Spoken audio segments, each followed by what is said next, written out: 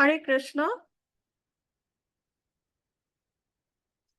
সকল মাতাজি এবং প্রভুজিদের চরণে আমার প্রণাম। পুরুষোত্তম মাসের স্পেশাল ক্লাস এবং আজকে আমরা ঊনবিংশ দিনে ক্লাস করব। আজকের ক্লাসে আপনাদের সকলকে সুস্বাগতম।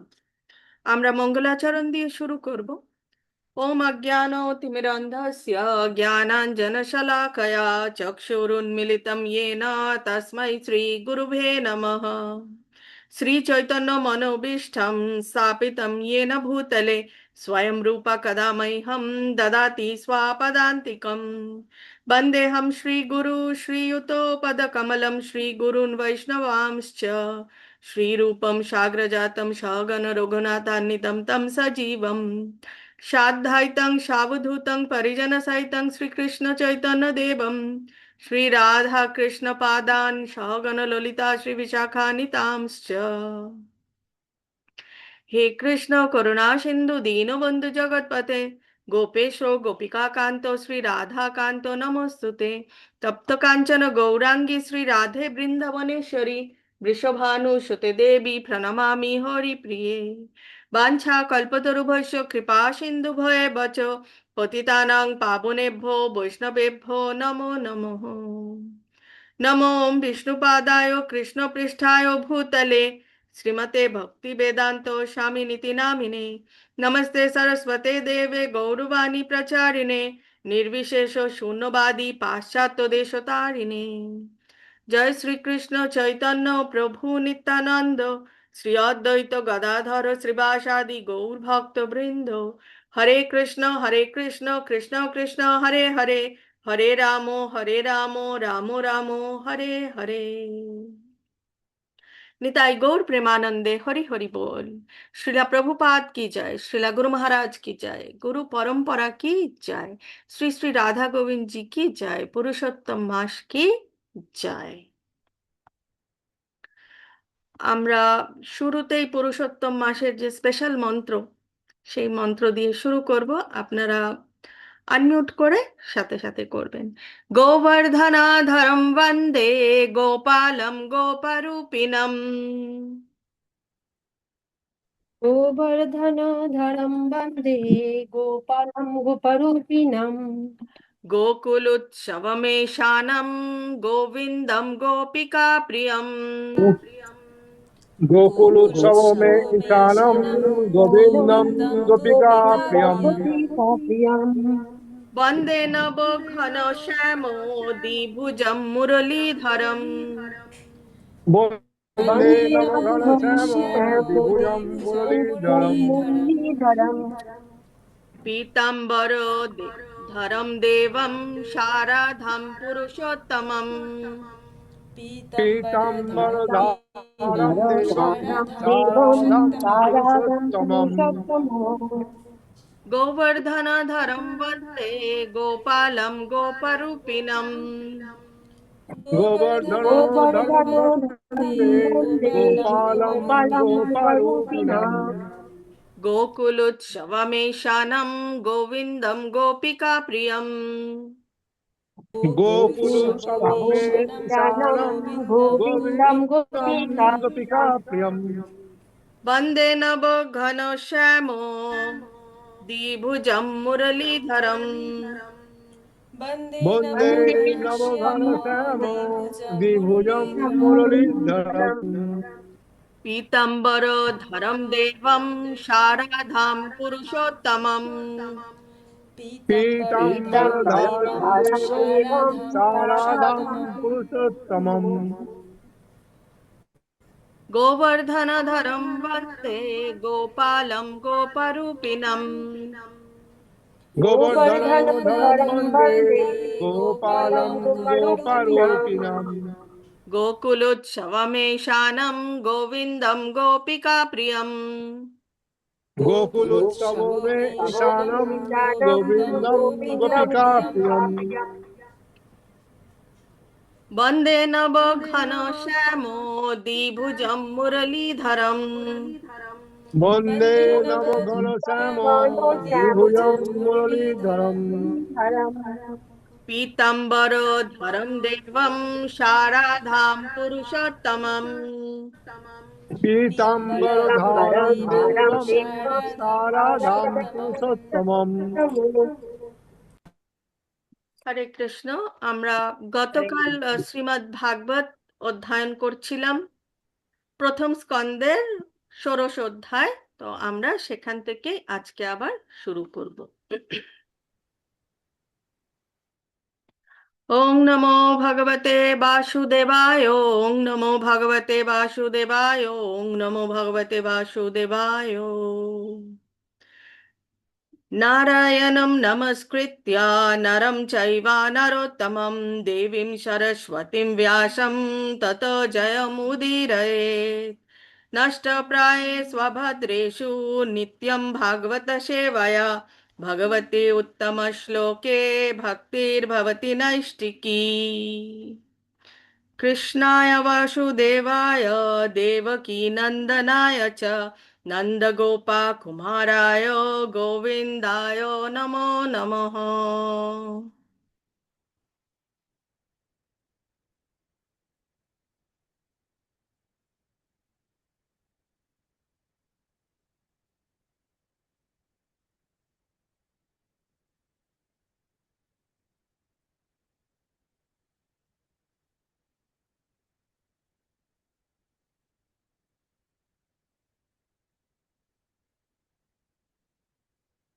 আমরা গতকাল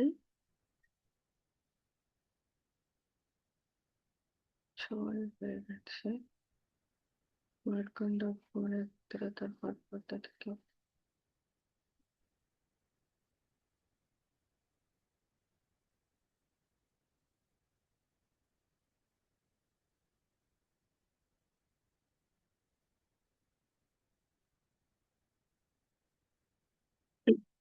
তো গতকাল আমরা দেখেছিলাম যে সনক ঋষিরা সুত গোস্বামীর থেকে শ্রীমদ্ ভাগবতের কথা শুনছেন, এবং সেখানে শুনতে শুনতে তারা আবার কি বলল, তারা বলল যে যমরাজকেও একটা আমন্ত্রণ জানিয়ে তার জন্য একটা আসন রাখলেন, যাতে যমরাজ তাদের ওপর খুশি হয় এবং তারা যেন পুরো ভাগবত কথাটা আহ, মানে কমপ্লিট না করার আগে যেন যমরাজ তাদেরকে নিয়ে না যায়।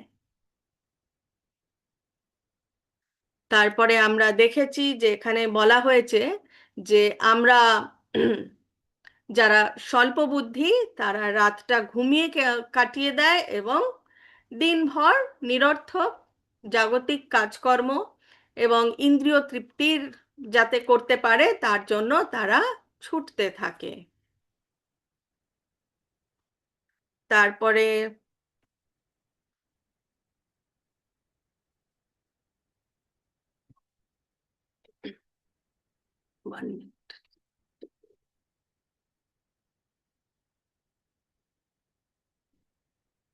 তারপরে আমরা দেখেছি যে সুত গোস্বামী বললেন, মহারাজ পরীক্ষিত যখন কুরু সাম্রাজ্যের রাজধানীতে অবস্থান করছিলেন তখন তার রাজ্যে কলিযুগের লক্ষণ দেখা দিতে শুরু করেছিল, এবং কলিযুগের যে লক্ষণ দেখা দিতে শুরু করেছিল সেই বিষয়টি যে জানার পর তার ভালো লাগেনি, এবং এটি তাকে যুদ্ধ করার একটি সুযোগ করে দিল, এবং তিনি তার ধনুক ও বাণ তুলে তিনি বেরোলেন চারিদিক পর্যবেক্ষণ করতে। শুধু যুদ্ধের জন্যই কিন্তু নয়, কারণ যুদ্ধ কিন্তু সে তখন হতো না, কারণ সবাই খুশি থাকতো। এবং তারপরে আমরা দেখেছি যে পরীক্ষিত মহারাজের যে রথ, সেই রথটি একটু আলাদা রকমের ছিল। আমরা কুরুক্ষেত্রের যুদ্ধের সময় আমরা দেখেছি যে অর্জুনের রথ, সেটা অগ্নিদেবের দ্বারা উপহার ছিল অর্জুনের কাছে, এবং সেই রথে সাদা শ্বেত ঘোড়া ছিল, এবং তার যে ধ্বজ ছিল বা পতাকা ছিল তাতে কপির ধ্বজ ছিল, মানে হনুমানজির ছিল সেই ধ্বজে। এবং পরীক্ষিত মহারাজের ঘোড়া ছিল কালো, এবং তার যে ধ্বজ ছিল সেই ধ্বজে কার চিত্র ছিল অঙ্কিত ছিল? সিংহের চিত্র অঙ্কিত ছিল।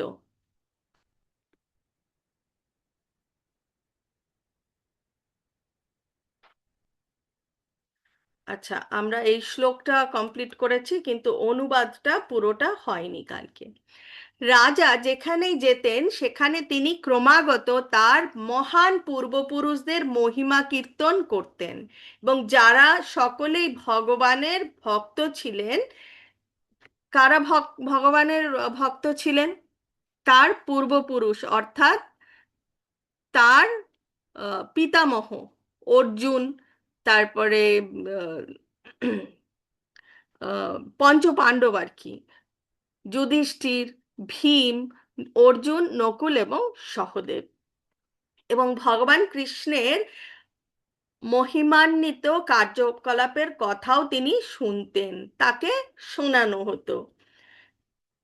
তিনি এও শুনতেন যে কিভাবে ভগবান স্বয়ং অশ্বত্থামার যে ব্রহ্মাস্ত্র, সেই ব্রহ্মাস্ত্র থেকে ভগবান শ্রীকৃষ্ণ তাকে কিভাবে রক্ষা করেছিলেন। লোকেরা ভগবান কেশবের প্রতি পৃথার গভীর ভক্তির কারণে বৃষ্ণি ও পৃথার বংশধরদের মধ্যেকার গভীর স্নেহের কথাও উল্লেখ করত। পৃথাকে, মহারানী কুন্তী হচ্ছেন পৃথা, এবং বৃষ্ণি, বৃষ্ণি বংশ হচ্ছে শ্রীকৃষ্ণের বংশকে বৃষ্ণি বংশ বলা হয়। তো পৃথা এবং বৃষ্ণি বংশের মধ্যে যে পারিবারিক স্নেহ ছিল, এবং কুন্তী মহারানী কিন্তু ভগবান শ্রীকৃষ্ণকে ভগবান হিসেবেই জানতেন। তো কুন্তী স্তুতি আপনারা দেখতে পারেন, খুব সুন্দর কুন্তী স্তুতি, ইউটিউবে সার্চ করলে আপনারা পেয়ে যাবেন।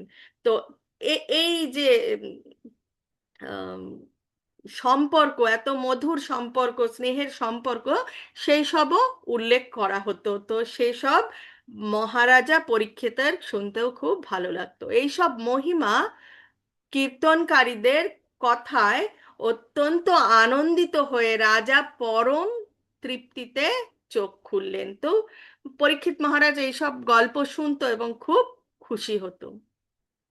উদারতাবশত তিনি তাদেরকে অত্যন্ত মূল্যবান হার ও বস্ত্র প্রদান করতেন। তো কি হয়, ভক্ত যখন ভগবানের কথা শোনে, ভগবানের নাম রূপ গুণ লীলার কথা শোনে, তখন সে খুব আনন্দিত হয়ে যায়। তো এখানে পরীক্ষিত মহারাজও পরম ভক্ত, এবং তিনি ভগবানের সম্পর্কে, ভগবানের কথা শুনে, ভগবানের নাম রূপ গুণ লীলার কথা শুনে তিনি অত্যন্ত খুশি হতেন, এবং যারা শোনাতেন তাদেরকে অত্যন্ত মূল্যবান গিফট দিতেন, উপহার দিতেন। ষোড়শ শ্লোকে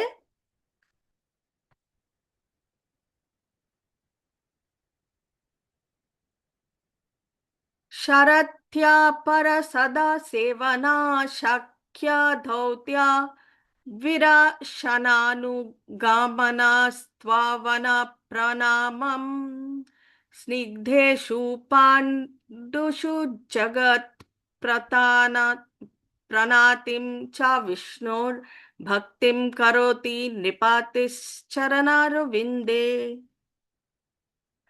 মহারাজ পরীক্ষিত শুনলেন যে সর্বজন পূজিত ভগবান শ্রীকৃষ্ণ বিষ্ণু তার অহৈতুক কৃপায় পাণ্ডবদের ইচ্ছানুসারে সারথি থেকে শুরু করে সভাপতি, দূত, বন্ধু, রাত্রিপ্রহরী ইত্যাদি বিভিন্ন পদ গ্রহণ করে ভৃত্যের মতো তাদের আজ্ঞা পালন করে, এবং বয়সে ছোটর মতো প্রণাম নিবেদন করে পাণ্ডুপুত্রদের সর্বপ্রকার সেবা করতেন। এই কথা শুনে মহারাজ পরীক্ষিত ভগবানের পাদপদ্মে ভক্তিতে অনুভূত হলেন, তো অভিভূত হলেন।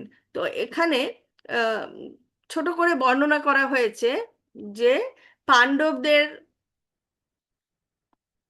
সাথে আহ, মানে কেরকম কেরকম সম্পর্কে ভগবান নিজেকে জড়িয়েছিলেন। এক তো সম্পর্ক পৃথা পিসি, হ্যাঁ, পৃথা মানে কুন্তী মহারানী ভগবানের পিসিমা। কারণ ওই বৃষ্ণি আহ, বৃষ্ণি বংশের থেকেই এসছিলেন। তো তারপরে বলছেন যে অর্জুনের সারথি হয়েছিলেন, কোনো কোনো সময় সভাপতিত্বও করেছিলেন, কোনো কোনো সময় দূত হয়েছিলেন, যুদ্ধের আগে দূত হয়ে এসেছিলেন। অর্জুনের বন্ধু তো বটেই, তারপরে রাত্রি প্রহরী। হ্যাঁ, রাত্রিতে কিন্তু পাহারাও দিতেন ভগবান শ্রীকৃষ্ণ। কেন? অর্জুন যুদ্ধ করবে, তাই অর্জুনের রাতে রেস্ট দরকার, তাকে বিশ্রাম নিতে হবে। তো অর্জুন বিশ্রাম নিতেন এবং ভগবান নিজে রাত্রি পাহারা দিতেন, ইত্যাদি বিভিন্ন পদ ভগবান গ্রহণ করেছিলেন এবং ভৃত্যের মতো আজ্ঞাও পালন করেছিলেন।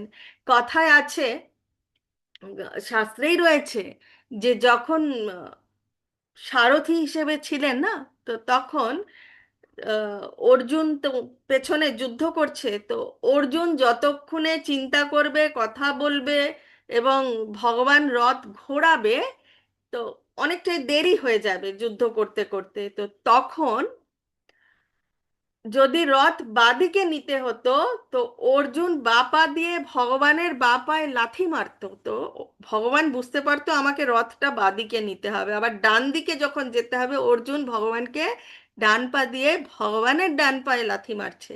তো এটাই হচ্ছে ভগবানের সাথে একজন ভক্তের সম্পর্ক। মানে এবং ভগবান অচ্যুত, তিনি পরমেশ্বর ভগবান, তিনি সর্বকারণ কারণ কারণম। তো তিনি ভক্তের প্রেমে নিজেকে এমন করে বিলিয়ে দেন যে কিছু বলার নেই সেখানে। ভগবানকে অর্জুন লাথি মারছে, তার ভক্ত লাথি মারছে এবং সেই আজ্ঞা ভগবান পালন করছে। ও আচ্ছা, ডান দিকে লাথি মেরেছে, আমাকে রথটা ডান দিকে ঘোরাতে হবে। তো ভগবানের লীলা আমাদের এই ছোট্ট মস্তিষ্কর ছোট্ট বুদ্ধি দিয়ে মাপকাঠি বা মাপা যায় না। तस्यैवं वर्तमानस्य पूर्वेषां वृत्तिम् अन्वहम् नातिदूरे किलश्चर्यं यद् अशितन्निबोध मे। এখন আপনি আমার কাছ থেকে শুনবেন, মহারাজ পরীক্ষিত যখন তার পূর্বপুরুষদের সৎকর্মের কথা শুনে ও তাদের চিন্তায় মগ্ন হয়ে দিন কাটাচ্ছিলেন তখন কি ঘটেছিল। তো কে বলছেন? সুত গোস্বামী বলছেন। এবং কাকে বলছেন? শৌনকাদি ঋষিদের বলছেন যে এখন কি, যখন ভালোভাবে দিন কাটছিল তখন কি হয়েছিল। অষ্টাদশ শ্লোকে বলা হয়েছে, ধর্মাপদৈক্যেনাচারণ বিচ্যায়ম উপলভ্যগম পৃচ্ছাতি শ্মাশ্রু বদনম বিভৎসম ইব মাতরম। ধর্মের সত্তা, ধর্ম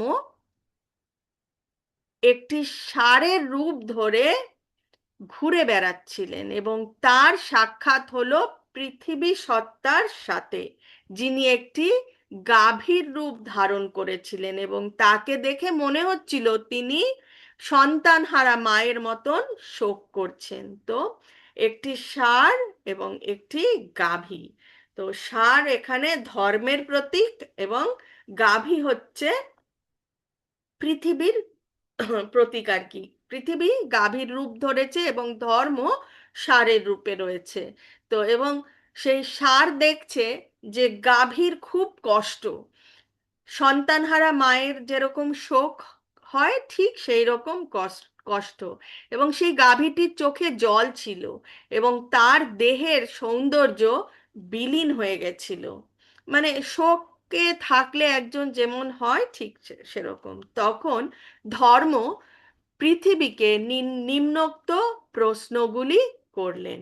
প্রশ্নগুলি কি কি করলেন? धर्म उवाच कश्चिद् भद्रे नमायम् आत्मनस्ते विच्छायासि म्लायये ते सन्मुखेन अलक्षये भवतीम् अन्तरधिं दूरे बन्धुं शोचसि কাঞ্চনাম্বা। ধর্ম অর্থাৎ ষাঁড়ের রূপ ধরে জিজ্ঞাসা করলেন, মহীয়সী, আপনি কি সুস্থ ও সবল নন? কেন আপনার ওপর শোকের ছায়া? আপনার মুখ দেখে মনে হচ্ছে আপনি কালো হয়ে গেছেন। আপনি কি কোনো অভ্যন্তরীণ রোগে ভুগছেন, নাকি দূরে থাকা কোনো আত্মীয়র কথা ভাবছেন? তো শোকাহত দেখছে গাভীকে, তাই ধর্ম জিজ্ঞেস করছে, মানে পৃথিবীকে ধর্ম জিজ্ঞেস করছে যে তার মুখের একটা অন্ধকারের ছোঁয়া, কালো হয়ে গেছে, এবং তাই জিজ্ঞেস করছেন আপনি কি কোনো রোগে ভুগছেন, নাকি দূরে কোনো আত্মীয়র কথা ভাবছেন।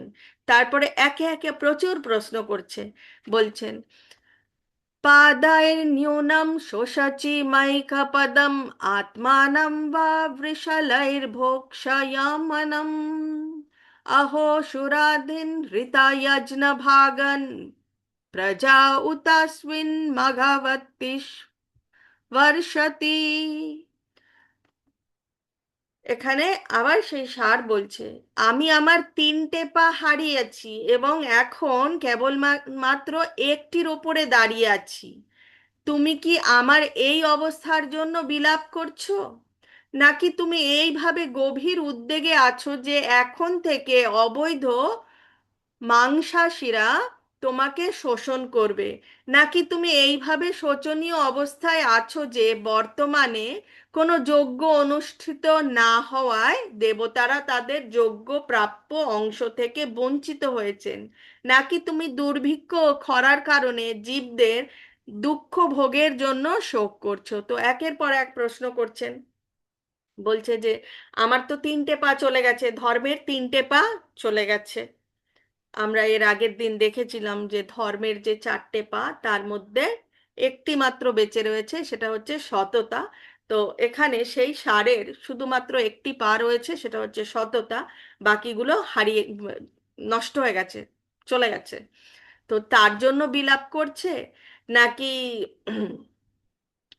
কোনো মানে মাংসাশীরা তাকে শোষণ করবে তাই তার মধ্যে এত শোক, নাকি বর্তমানে কোনো যজ্ঞ অনুষ্ঠান হচ্ছে না তাই দেবদেবতারা তাদের প্রাপ্য অংশ থেকে বঞ্চিত হচ্ছে তাই শোক করছে, নাকি কোনো দুর্ভিক্ষ বা খরার জন্য এই পৃথিবীর জীবরা দুঃখ ভোগ করছে তার জন্য শোক করছে।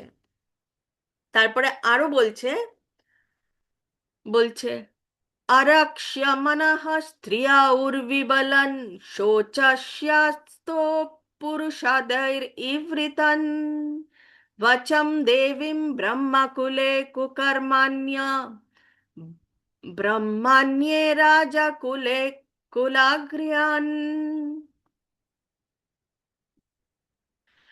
বলছেন যে অসাধু ব্যক্তিদের দ্বারা পরিত্যক্ত অসুখী নারী ও শিশুদের জন্য আপনার কোনো অনুশোচনা হচ্ছে, নাকি ধর্মবিরুদ্ধ কাজে আসক্ত ব্রাহ্মণের দ্বারা বিদ্যাদেবীর পরিচর্যা হচ্ছে না বলে অখুশি? কারণ আম, কলিযুগ জাস্ট ঢুকবে, চলেই এসছে, তাই বলছে যে আম, বিদ্যাদেবী সরস্বতীর অপব্যবহার হচ্ছে, নাকি ব্রাহ্মণেরা এমন প্রশাসনিক পরিবারের আশ্রয় নিয়েছে যেই পরিবার ব্রাহ্মণ্য সংস্কৃতিকে সম্মান করে না। এটা দেখে কি তিনি দুঃখিত।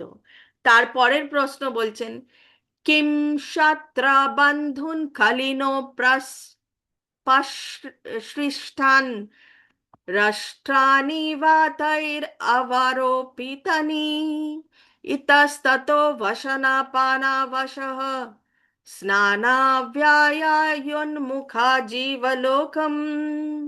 বলছেন তথা কথিত প্রশাসকেরা এখন এই কলিযুগের প্রভাবে দিশাহারা হয়ে পড়েছেন, এবং সেই কারণে তারা সমস্ত রাষ্ট্রীয় বিষয়াদিতে বিশৃঙ্খলা সৃষ্টি করছেন।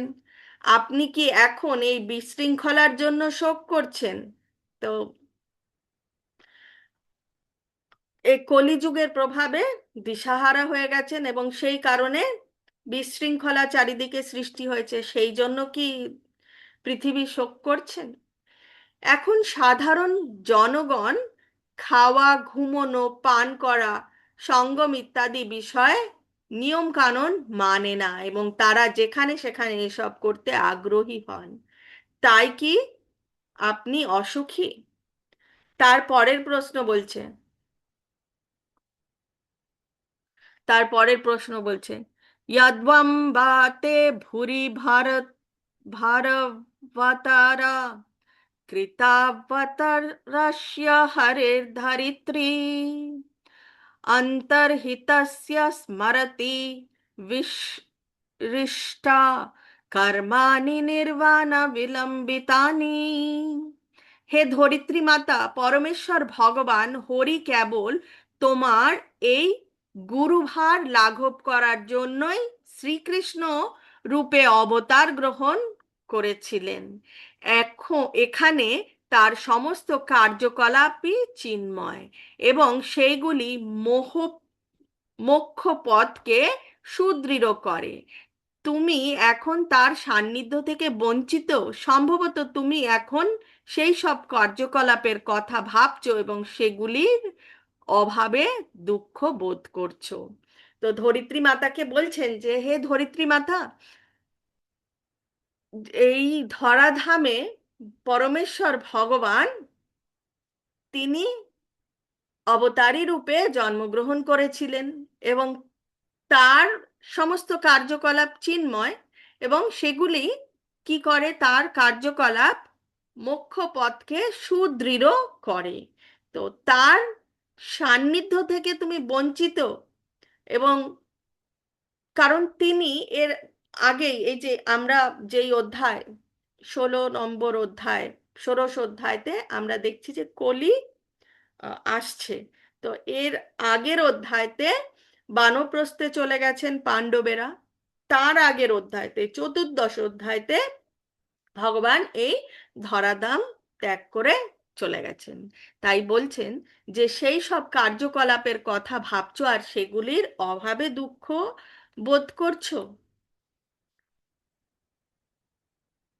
তারপরে আবার বলছেন, ইদম মামা চক্ষ্বা তবাধিমূলম वसुन्धरे येन विकर्षिताशी कलेन वाते बलिनं बलिस्या शूरार्चितं किं हृतम् अम्ब सौभागम्। বলছেন, ষাঁড় বলছেন, মা, তুমি সকল ঐশ্বর্যের আধার, তোমার সেই সকল দুঃখ কষ্টের মূল কারণ আমাকে জানাও, যার ফলে তুমি এমন দুর্বল অবস্থায় পতিত হয়েছ। তো ষাঁড় বারবার এই গাভীকে জিজ্ঞেস করছে, তোমার দুঃখ কষ্টের মূল কারণ কি তা আমাকে জানাও। আমার মনে হয় কালের প্রবল প্রভাব, যা পরাক্রম পরাক্রমশালীকেও পরাস্ত করে, হয়তো তোমার সেই সমস্ত সম্পদ জোর করে কেড়ে নিয়েছে যা দেবতারাও সমাদৃত করতেন। তো বলছেন যে কালের প্রভাবে তোমার সম্পদ কেড়ে নেওয়া হয়েছে, তাই কি তুমি দুঃখিত? এখন এখন ধরিত্রী মা বা পৃথিবী কি বলবে আমরা দেখব। ধরণ্যৌবাচ ভবন হি বেদ তৎসর্বং যন্মং ধর্মানুপৃচ্ছসি চতুর্বির্বর্তসে येन পাদৈর্লোকা সুখাবহহি। মর্তের দেবতা গরুর রূপে ধর্মতত্ত্বের সত্তাকে মানে সার রূপকে এইভাবে উত্তর দিলেন, হে ধর্ম, তুমি আমার কাছে যা কিছু জানতে চেয়েছো তার সবই তোমার জানা হয়ে যাবে, সবই তোমাকে জানানো হবে। আমি সেই সমস্ত প্রশ্নের উত্তর দেওয়ার চেষ্টা করব। এক সময় তুমিও তোমার চার পায়ের দ্বারা চালিত হতে এবং প্রভুর কৃপায় সমগ্র ব্রহ্মাণ্ডে সুখ বৃদ্ধি করতে। তো এখন ধরিত্রী মা রাজি হয়েছে কি কারণে তার এত শোক বা দুঃখ সেটা বলবার জন্য, এবং বলছেন যে আমি তোমাকে সবই বলবো, এবং এক সময় তুমিও তোমার চার পায়ের ওপর চলতে এবং তুমিও এই ব্রহ্মাণ্ডে সুখ বৃদ্ধি করতে।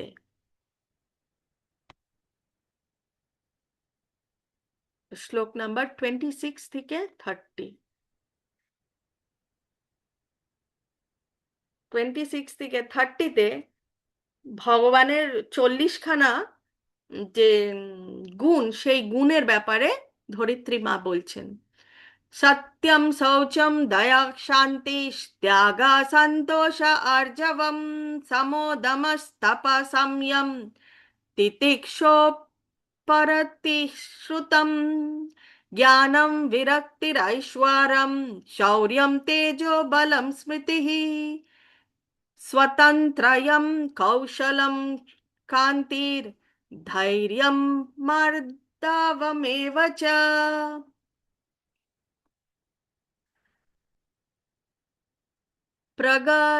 प्रगल्भ्यं प्रश्रयशीलं सह ओजो बलं भगा गंभीर्यं स्थैर्यम् अस्तिक्यं कीर्तिर्मानोन्नहं कृतिः एते चान्ये च भगवान् नित्य यत्र महागुणः पार्थाय महत्त्वम् इच्छाब्धिर्न न वियन्ति स्म कर्हिचित् तेनाहं गुणपत्रेण श्रीनिवासेन सम्प्रतं शोचामि रहितं लोकं पाप्माना कलिनेक्षितम्।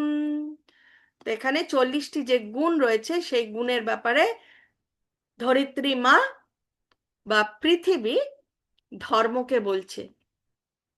ভগবান পরমেশ্বর, তার মধ্যে বাস করে সত্যবাদিতা, পবিত্রতা, অন্যের দুঃখে অসহিষ্ণুতা, ক্রোধ সংবরণের শক্তি, আত্মতৃপ্তি, সরলতা, মনের স্থিরতা, ইন্দ্রিয় সংযম, দায়িত্ববোধ, সমতা, সহনশীলতা, সমচিত্ততা, বিশ্বসত্তা, জ্ঞান, ইন্দ্রিয় সুখের অনুপস্থিতি, মানে ইন্দ্রিয় সুখ নেই, অনুপস্থিতি, নেতৃত্ব, বীরত্ব, প্রভাব, সবকিছু সম্ভব করার শক্তি, যথাযথ কর্তব্য পালন, পূর্ণ স্বাধীনতা, নিপুণতা, সকল সৌন্দর্যের পূর্ণতা, প্রশান্তি, দয়া, উদ্ভাবনী শক্তি, ভদ্রতা, মহত্ব, সংকল্প, সকল জ্ঞানে পূর্ণতা, যথাযথ কার্য সম্পাদন, সকল ভোগের বস্তুর অধিকার, আনন্দময়তা, স্থাবরত্ব, বিশ্বসত্তা, যশ, পূজা, অহংকারহীনতা, ভগবান রূপে সত্তা, নাসিকতা এবং আরো অনেক দিব্য গুণ যা নিত্য বিরাজমান এবং তার থেকে কখনো পৃথক হবে না। এই যে এই গুণগুলো কখনো ভগবানের থেকে আলাদা হয় না। সেই ভগবান সকল মঙ্গল ও সৌন্দর্যের আধার শ্রীকৃষ্ণ এখন মর্তলোকে তার দিব্য লীলা সমাপ্ত করেছেন। তার অনুপস্থিতিতে কলিযুগ সর্বত্র তার প্রভাব বিস্তার করেছে। তাহলে ভগবান চলে গেছে এবং তার অনুপস্থিতিতে কলিযুগ সর্বত্র প্রভাব বিস্তার করেছে। তাই অস্তিত্বের এই অবস্থা দেখে আমি দুঃখিত। তাহলে আমরা এই অবধি রাখবো, শ্লোক নাম্বার 30 অবধি। আগামীকাল থেকে আমরা 31 থেকে 35 শ্লোক কমপ্লিট করলে আমাদের এই ষোড়শ অধ্যায় শ্রীমদ্ ভাগবতমের কমপ্লিট হবে। বাঞ্ছা কল্পতরুভৈশ্য কৃপা সিন্ধু ভয়ে বচ পতিতানাং পাবনেভ্যো বৈষ্ণবেভ্যো নমো নমঃ। অনন্ত কোটি বৈষ্ণব ভক্তবৃন্দ কি জয়, শ্রীলা প্রভুপাদ কি জয়, শ্রীলা গুরু মহারাজ কি জয়, গুরু পরম্পরা কি জয়, শ্রী শ্রী রাধা গোবিন্দ জি কি জয়, পুরুষোত্তম মাস কি জয়, সমবেত গৌর ভক্তবৃন্দ কি জয়। কারো কিছু বলার আছে তাহলে আপনারা আনমিউট করে বলতে পারবেন, সময় খুবই কম, শুধু 2 মিনিট হাতে রয়েছে। হরে কৃষ্ণ, কারো যদি কিছু বলার থাকে।